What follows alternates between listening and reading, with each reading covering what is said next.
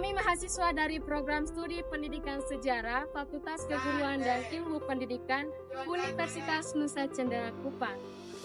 Pada semester 2 ini, kami memprogramkan mata kuliah Budaya Lahan Kering, Pariwisata, dan Kepulauan. Kami mendapatkan tugas untuk membuat video tentang sejarah peternakan. Kami dari kelompok 2 dengan beranggotakan 8 anggota dengan tujuan untuk meningkatkan pengetahuan praktis kami. Juga meningkatkan keterampilan kami dalam belajar mata kuliah ini. Video ini juga untuk memenuhi nilai ujian tengah semester dengan dosen pengampu Pak Yusuf Arianto SPM Link. Selanjutnya, untuk melengkapi informasi ini, Yuk simak video ini.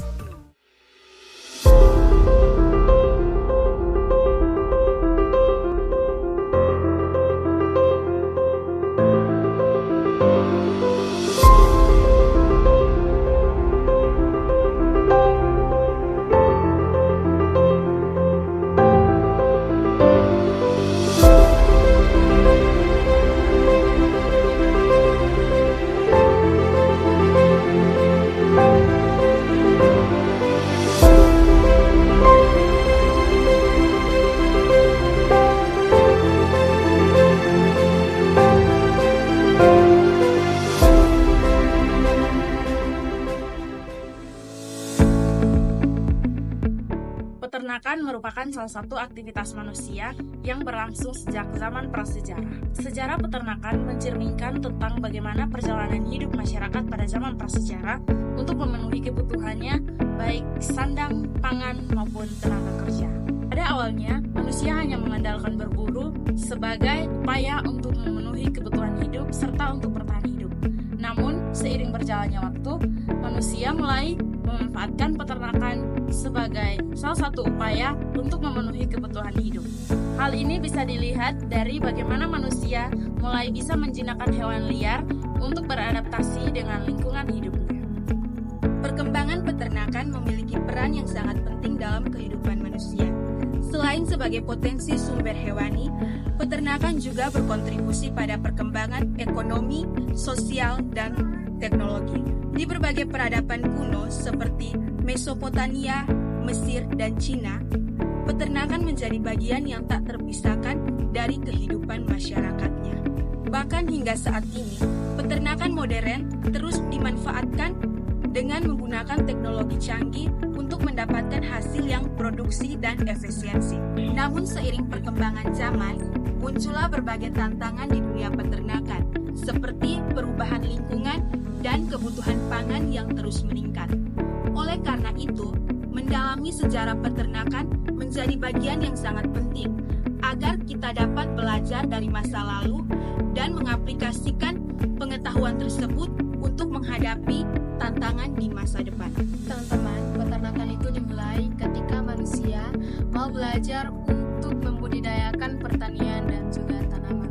Nah, itu membudidayakan hewan dan juga tanaman. Jadi domestikasi hewan seperti sapi, ayam, kambing, domba itu bisa membantu manusia untuk mendapatkan makanan yang lestari.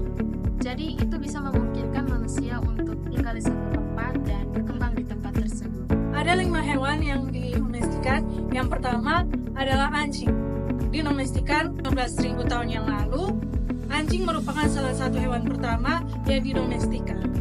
Prosesnya manusia purba menjinakkan serigala untuk sebagai alat untuk berburu. Yang kedua adalah domba dan kambing. Didomestikan pada 10.000 tahun yang lalu di sekitaran Timur Tengah untuk daging, susu, dan bulu. Yang ketiga adalah sapi. Sapi didomestikan pada 8.000 tahun yang lalu di sekitaran Asia Selatan. Daging, susu, dan sebagai tenaga pertanian. Yang keempat adalah babi. Didomestikan 8.000 tahun yang lalu di sekitaran Asia Timur dan Eropa. Yang kelima, kuda didomestikan sejak 6.000 tahun yang lalu di sekitaran Eurasia untuk sebagai transportasi, peperangan, dan tenaga pertanian. Dengan adanya hewan ternak bisa meningkatkan hasil pertanian manusia, kemudian bisa meningkatkan masyarakat yang lebih kompleks. Manfaat dari hewan yang didomestikan, manfaatnya itu yang pertama adalah sebagai sandang pangan, yang kedua sebagai tenaga kerja, yang ketiga sebagai sumber pangan, yang keempat sebagai simbol dan nilai. Baik, berikut saya akan menjelaskan tentang perkembangan peternakan dari zaman prasejarah hingga era modern. Yang pertama, kita mulai dari zaman prasejarah. Nah, peternakan dimulai ketika manusia pertama kali mendomestikasikan peternakan hewan liar seperti babi hutan dan ayam hutan. Nah, proses ini bertujuan untuk memenuhi kebutuhan pangan dan bahan material. Yang kedua, masa kuno pada masa kerajaan Hindu, Buddha, dan Islam. Peternakan menjadi sumber pendapatan utama seperti domba, sapi perah, dianggap berharga dan menjadi status simbol kekayaan pada masa kuno. Yang ketiga, pada masa penjajahan. Nah, dalam masa penjajahan ini, masa pengenalan hewan asing ini membawa masuknya hewan asing dari luar seperti kuda, domba, dan babi. Yang keempat, zaman kemerdekaan. Zaman kemerdekaan ini menuju kemandirian pangan. Pemerintahan Indonesia mulai mengakui pentingnya peternakan dalam mencapai kemandirian pangan untuk meningkatkan kualitas dan produksi. Yang kelima, era modern. Nah, era modern ini peternakan mulai mengalami transformasi yang besar dengan pengenalan teknologi dan pertanian yang manajemen yang lebih efisien. Tantangan dan potensi. Meskipun sudah memiliki kemajuan, peternakan di Indonesia masih menghadapi tantangan seperti ketersediaan pakan, kesehatan hewan, dan pengelolaan pangan.